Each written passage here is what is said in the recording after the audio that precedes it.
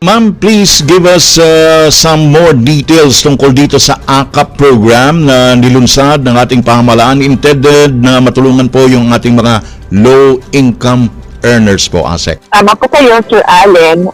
May inilunsad na po yung ayuda sa Kapos ang Kita program or AKAP program na layunin na protektahan yung ating mga minimum wage earners mula nga po sa epekto ng inflation na nag-erode nga po ng kanilang buying power. Ito po ay isang bagong programa na iniatas sa Department of Social Welfare and Development na bigyang tulong yung mga kababayan natin na itinuturing na kabilang sa minimum wage earners, yung mga near poor at mga nasa informal economy.